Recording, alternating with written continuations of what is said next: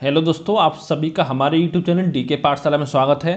तो दोस्तों, जैसा कि आपने थंबनेल देख लिया होगा, दोस्तों हमारी सीरीज चल रही है आपके जीके जीएस के की टेस्ट सीरीज चल रही है, जो कि दोस्तों इसका आपका दूसरा पार्ट है, जो कि जितने भी आपके आने वाले एग्जाम हैं, चाहे आपका एनटीपीसी CVT2 हो, ग्रुप डी हो, ठीक है, यूपी टीपीएससी लेखपाल हो, यूपी टीपीएससी बीडीए हो, या यूपी कांस्टेबल, जो भी आपके एग्जाम है सभी के लिए आपका इंपॉर्टेंट रहेगा। यानी जितने भी आपके वनडे एग्जाम होते हैं उन सभी के लिए आपका इंपॉर्टेंट रहने वाली सीरीज, जिसमें दोस्तों आपका इतिहास, भूगोल, राज व्यवस्था, अर्थव्यवस्था, पर्यावरण, सामान्य विज्ञान, ठीक है, सभी के क्वेश्चन आपको सॉल्व कराए जाएंगे और साथ में विद एक्सप्लेन। यानी दोस्तों अगर ये मान चलो, अगर आपने हमारी एक वीडियो देखी तो लगभग आपके 100 क्वेश्चन उस वीडियो से आपके कवर हो जाएंगे। और दोस्तों ये सीरीज आपकी लगातार चालू रहेगी। और दोस्तों अगर आपको हमारी वीडियो पसंद आए तो वीडियो को लाइक जरूर करें, साथ ही चैनल को सब्सक्राइब करना ना भूलें। और साथ ही जो भी दोस्त आपकी तैयारी कर रहे हों वनडे एग्जाम की, तो उनके साथ वीडियो को जरूर शेयर करें। तो चलिए शुरू करते हैं आज का वीडियो। दोस्तों पहला क्वेश्चन है आपका कि निम्नलिखित में से किस अधिनियम ने भारत में संघीय शासन व्यवस्था दी थी। यहाँ में दोस्तों 4 ऑप्शन है: भारत सरकार अधिनियम 1909, 1919, 1935 या आपका 1947। तो दोस्तों इसका सही आंसर हो जाएगा आपका ऑप्शन सी, 1935। ठीक है, भारत सरकार अधिनियम 1935 आपका सही आंसर हो जाएगा, क्योंकि भारत में संघीय शासन व्यवस्था की शुरुआत आपकी 1935 के तहत ही आपकी हुई थी। और साथ दोस्तों इसमें आपका क्या हुआ था, इसमें केंद्र में द्वैध शासन की स्थापना, द्वैध शासन प्रणाली आपकी लागू की गई थी, द्वैध शासन प्रणाली।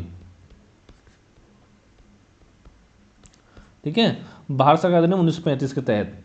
और साथ ही दोस्तों इसमें आपका संघीय न्यायालय की स्थापना भी की गई थी, संघीय न्यायालय की स्थापना,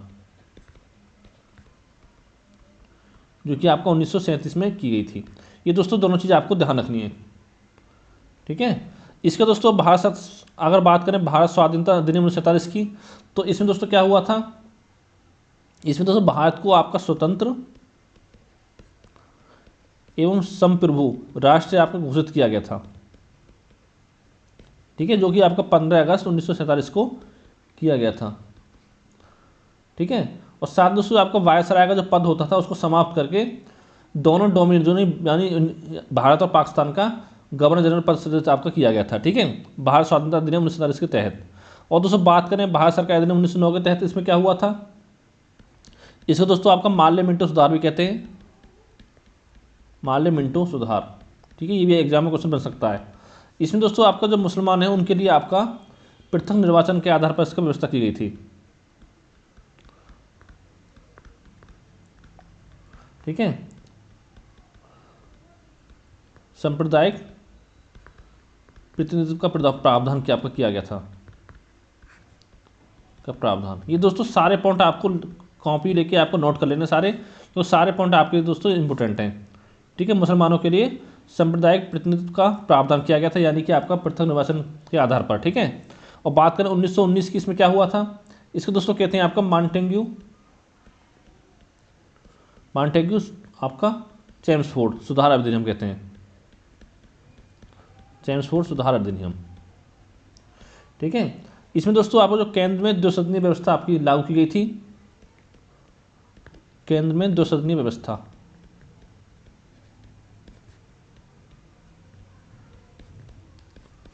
ठीक है, और प्रांतों में साथ भी आपका प्रांतों में द्वैध शासन प्रणाली आपकी लागू की गई थी, द्वैध शासन प्रणाली।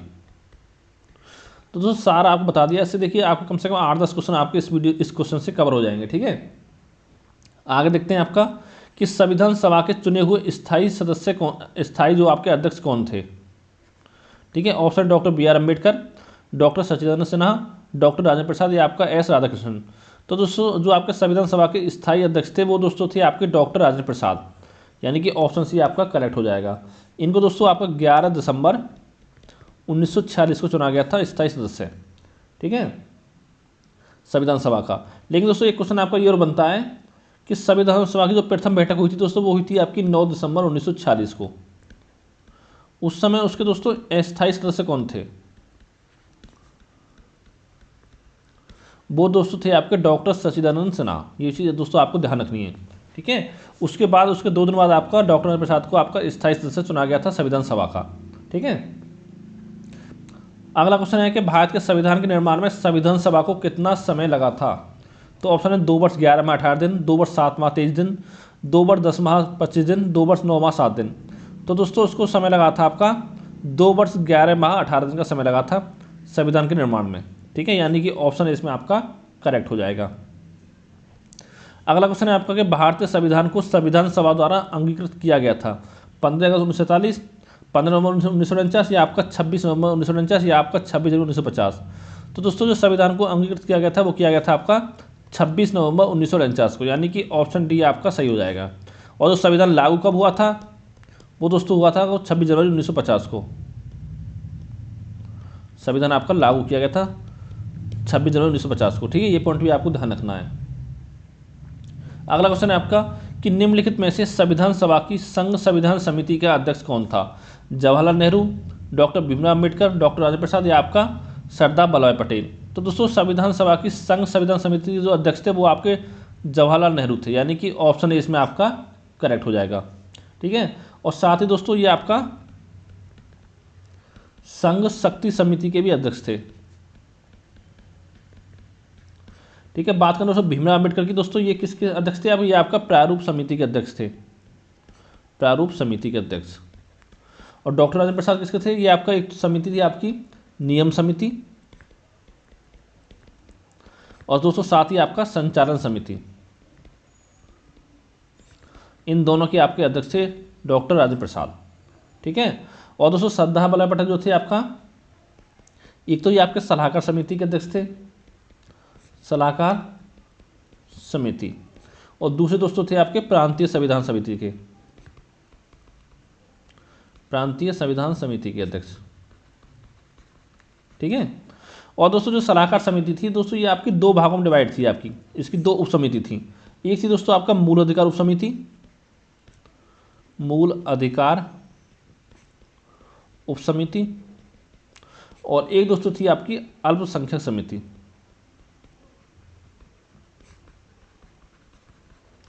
ठीक है, जो दोस्तों आपकी अल्पसंख्यक समिति थी इसके दोस्तों अध्यक्ष थे आपके एच.सी. मुखर्जी,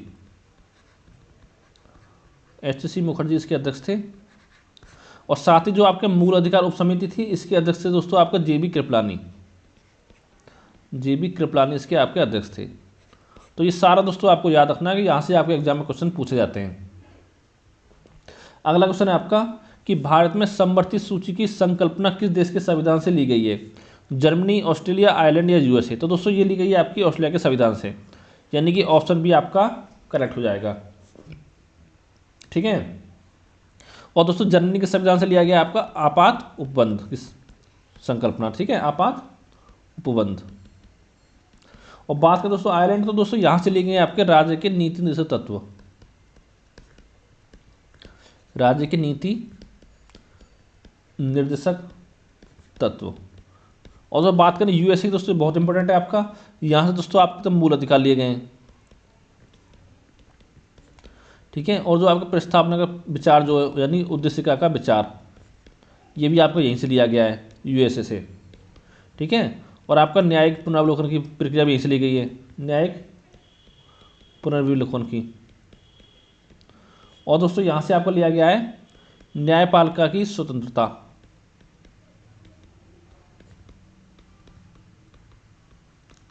ये भी आपका यूएसए के संविधान से ही लिया गया है। और दोस्तों साथ में आपका जो राष्ट्रपति पर महाभियोग की प्रक्रिया वो भी आपको यहीं से ली गई है, राष्ट्रपति पर महाभियोग की प्रक्रिया वो भी आपका यूएसए के संविधान से ही ली गई है।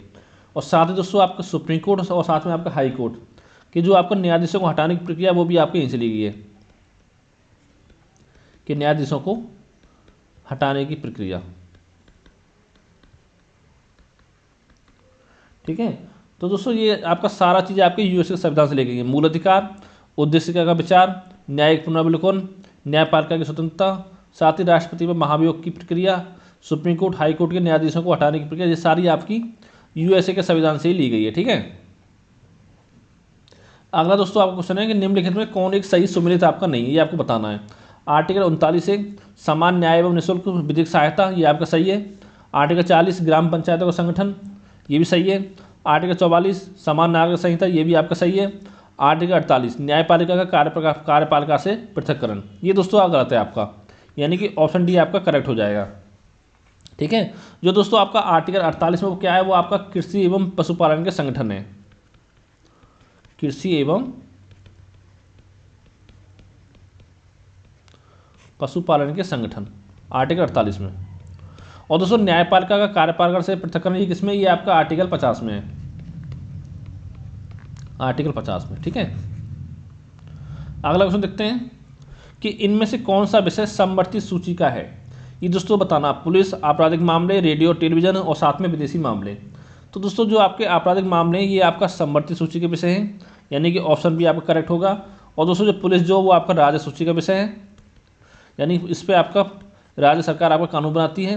और दोस्तों समवर्ती सूची में क्या होता है आपका, उसमें आपका राज्य और केंद्र सरकार दोनों आपके कानून बना सकती हैं। लेकिन दोस्तों अगर दोनों में आपका मतभेद होता है तो उसमें केवल आपकी केंद्र सरकार को मान्यता दी जाती है। ठीक है। और बात करें रेडियो टेलीविजन, ये दोस्तों आपका संघ सूची का विषय है, जिस पर केवल आपकी संघ सरकार आपका, केंद्र सरकार आपका कानून बनाती है। और विदेशी मामले ये भी आपका संघ सूची का विषय है। और ये बता दिया आपको आपराधिक मामले ये आपका समवर्ती सूची का विषय है। ठीक है। अगला क्वेश्चन देखते हैं कि निम्नलिखित में से कौन एक सही सुमेलित नहीं है। नागरिकता संविधान के भाग 2 में, मौलिक अधिकार संविधान के भाग 3 में, राज्य सरकार संविधान के भाग 6 में, या मौलिक कर्तव्य संविधान के भाग 4 में। तो ये दोस्तों आपको बताना है। तो यहाँ दोस्तों चौथा ऑप्शन सही हो जाएगा कि मौलिक कर्तव्य दोस्तों जो आपके संविधान के भाग 4 में 4A में है, भाग 4A में। ठीक है। और संविधान का भाग 4 जो उसमें क्या है, उसमें आपके राज्य के नीति निर्देशक तत्व हैं, राज्य के नीति निर्देशक तत्व। और बाकी आपका सही सुमेलित है। ठीक है। यानी नागरिकता संविधान के भाग 2 में है, मौलिक अधिकार भाग 3 में, राज्य सरकार आपके भाग 6 में, ये आपका सारा सही सुमेलित है। ठीक है। अगला क्वेश्चन देखते हैं आपका कि भारतीय संविधान की उद्देशिका में कितने प्रकार के न्याय की व्यवस्था की गई है। तो 2, 3, 4, 5। तो इसका तो सही आंसर दोस्तों ऑप्शन सी हो जाएगा, ऑप्शन बी हो जाएगा 3 प्रकार के। कौन कौन से, एक आपका सामाजिक न्याय, ठीक है, दूसरा दोस्तों आपका आर्थिक न्याय, तीसरा आपका राजनीतिक न्याय। इसमें दोस्तों क्या होता है, जो आपका सामाजिक न्याय होता है दोस्तों, इसमें आपका जो भी आपका व्यक्ति होता है, किसी व्यक्ति के साथ आप जाति हो, उसकी रंग हो, धर्म हो, लिंग के आधार पर, ठीक है, भेदभाव नहीं कर सकते हो आप, ये आपका सामाजिक न्याय में आता है। और आर्थिक न्याय में कि ये किसी के साथ आपका भेदभाव नहीं कर सकते हो आर्थिक दृष्टि से। ठीक है। और राजनीतिक न्याय में क्या होता है कि प्रत्येक व्यक्ति को समान राजनीतिक अधिकार आपके प्राप्त होते हैं। ठीक है। ये आपका हो गया, तीनों तरह के न्याय हो गए। अगला आपका कि भारत की संविधान सभा ने राष्ट्रीय ध्वज को सर्वप्रथम कब स्वीकार किया था। तो ये है 22 जुलाई 1947, 23 जुलाई 1947, 24 जुलाई 1947, या आपका 15 अगस्त 1947। तो ये दोस्तों सही आंसर हो जाएगा ऑप्शन ए, 22 जुलाई 1947। और दोस्तों एक चीज़ बता दूं, जो आपको राष्ट्रीय ध्वज है भारत का, उसमें दोस्तों आपके 24 तीलियां हैं आपकी। और इसकी दोस्तों कभी का क्वेश्चन बनता है कि लंबाई चौड़ाई का अनुपात कितना है। तो दोस्तों इसकी लंबाई चौड़ाई का अनुपात आपका है 3:2। ठीक है। और दोस्तों पता होगा इसमें आपके 3 चक्र होते हैं। ठीक है। और दोस्तों ये आपका होता है जो सारनाथ, इसी जो आपका अशोक स्तंभ है उससे आपका लिया गया है।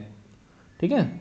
और दोस्तों ये पूछता है आपका चक्र जो आपका, इसमें बीच में जो आपको तिलियाँ होती हैं, 24 तिलियाँ, ये कौन से कलर का होता है। ये दोस्तों आपके नीले कलर का होता है, नीले रंग का।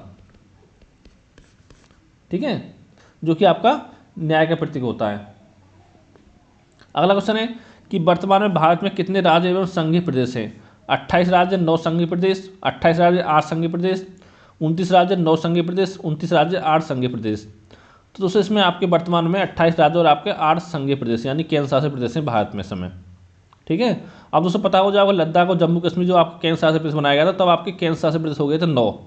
लेकिन आपको याद होगा दादर नगर हवेली और आपका दमन और दीव, इन दोनों को दोस्तों मिलाकर आपका एक ही केंद्र शासित प्रदेश कर दिया गया है, यानी कि वर्तमान में आपके 8 संघीय प्रदेश हैं। ठीक है। अगला आपका किस संविधान संशोधन द्वारा दिल्ली को राष्ट्रीय राजधानी क्षेत्र का दर्जा दिया गया। 67, 68, 69 और आपका 70। तो दोस्तों ये आपके 69वें संविधान संशोधन अधिनियम के तहत दिल्ली को राष्ट्रीय राजधानी क्षेत्र का दर्जा आपका दिया गया था। ऑप्शन सी करेक्ट हो जाएगा। कब दिया गया था, 1991 में। ठीक है। अगला आपका कि भारतीय संविधान में समता का अधिकार 5 अनुच्छेदों द्वारा प्रदान किया जाता है। कौन कौन से हैं वो आपके, आर्टिकल 16 से 20, आर्टिकल 15 से 19, आर्टिकल 14 से 18 या आपका आर्टिकल 13 से 17 है। तो वो दोस्तों आपका आर्टिकल 14 से लेकर 18 तक। यानी कि ऑप्शन सी इसमें करेक्ट हो जाएगा। और दोस्तों इसमें आर्टिकल 14 क्या है आपका, अब बात करें 14 की तो दोस्तों इसमें आपका है विधि के समक्ष समता। तो दोस्तों एक चीज़ ध्यान, जो सबसे ज़्यादा आर्टिकल आपके पूछे जाते हैं यही आपके 4-5 आर्टिकल सबसे ज़्यादा एग्जाम में पूछे जाते हैं, ठीक है। और इसमें क्या है दोस्तों, इसमें विभेद का प्रतिनिधि है आपका प्रतिच्छेद, यानी कि आप धर्म, मूल वंश, जाति, लिंग, जन्मस्थान के आधार पर किसी में आपका भेदभाव नहीं कर सकते हो। ये आपका आर्टिकल 15 है। और आर्टिकल 16 क्या है दोस्तों आपका, ये आपका लोक नियोजन के संबंध में अवसर की समता के संबंध में अवसर की समता, ये आपका आर्टिकल 16 में है। और साथ दोस्तों आपका आर्टिकल 17 क्या है, उसमें दोस्तों आपका छुआछूत का अंत है, छुआछूत का अंत।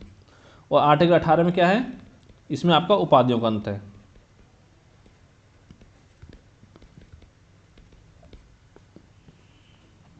अगला क्वेश्चन है आपका कि संपत्ति के मौलिक अधिकार को कब समाप्त किया गया था आपका, ये आपको बताना है कि 42वें संविधान संशोधन द्वारा, 44वें, 46वें या 48वें। तो दोस्तों ये आपका 44वें संविधान संशोधन अधिनियम के तहत आपका संपत्ति के मौलिक अधिकार को समाप्त किया गया था। कब हुआ था, 1978 में, ठीक है। और उसका दोस्तों इसको आपका संपत्ति का अधिकार है, इसको आपको कानूनी अधिकार का दर्जा दिया गया था। उस समय दोस्तों आपके पीएम कौन थे, तो दोस्तों वो थे आपके मोरारजी देसाई, ठीक है, वो आपके प्रधानमंत्री थे उस समय। और दोस्तों जो आपका 42वां संविधान संशोधन है, इसको दोस्तों ये आपको 1976 में हुआ, सबसे इंपॉर्टेंट है, इसको आपका लघु संविधान भी कहा जाता है, ये 1976, ठीक है। और इसमें दोस्तों आपके मौलिक कर्तव्य इसी के तहत आपके जोड़े गए थे, मौलिक कर्तव्य 42वें संविधान संशोधन के तहत। और किसकी अनुशंसा जोड़े गए थे, ये दो जोड़े गए थे दोस्तों आपका स्वर्ण सिंह समिति की अनुशंसा पर, ये भी आपको ध्यान रखना है।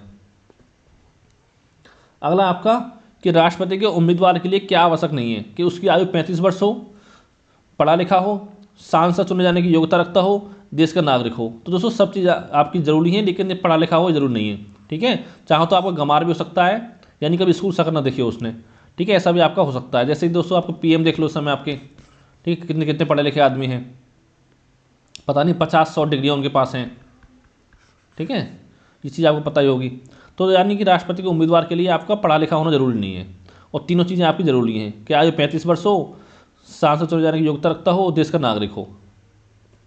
अगला क्वेश्चन है आपका कि निम्नलिखित में से कौन भारत के राष्ट्रपति के निर्वाचन हेतु भाग नहीं लेते हैं, लोकसभा के निर्वाचित सदस्य, ठीक है, राज्यसभा के निर्वाचित सदस्य, राज्यों की विधानसभाओं के निर्वाचित सदस्य, या आपके राज्य की विधान परिषदों के निर्वाचित सदस्य। ये दोस्तों आपको बताना है। अब दोस्तों इसका आंसर आप नीचे बताइए कमेंट करके, और दोस्तों इससे अगला वीडियो बनाऊंगा मैं, उसमें आपको बताऊंगा इसका आंसर कौन सा है, ठीक है। ये आपको क्वेश्चन नंबर 17 का आपको आंसर बताना नीचे कमेंट करके, तो उससे पता लग जाएगा कि आपने कितने बच्चों ने आपने अच्छे से आपने वीडियो देखा है, ठीक है। अगला क्वेश्चन देखते हैं कि यदि भारत के राष्ट्रपति का पद रिक्त हो जाए और उपराष्ट्रपति भी ना हो, तब निम्न में से कौन कार्यवाहक राष्ट्रपति होगा, लोकसभा अध्यक्ष, राज्यसभा का उपसभापति, भारत का महान्यायवादी, या सर्वोच्च न्यायालय का मुख्य न्यायाधीश। ये दोस्तों आपको बताना है। तो इसका सही दोस्तों आंसर होगा आपका सर्वोच्च न्यायालय का मुख्य न्यायाधीश, जब आपका राष्ट्रपति भी ना हो, उपराष्ट्रपति ना हो, तो ये आपका भारत के कार्यवाहक राष्ट्रपति के रूप में काम करेगा, सर्वोच्च न्यायालय का मुख्य न्यायाधीश, ठीक है, यानी कि ऑप्शन डी आपका करेक्ट हो जाएगा। अगला क्वेश्चन है आपका कि निम्नलिखित में से किसका सुमेल नहीं है, यानी कौन आपका सम्मिलित नहीं है।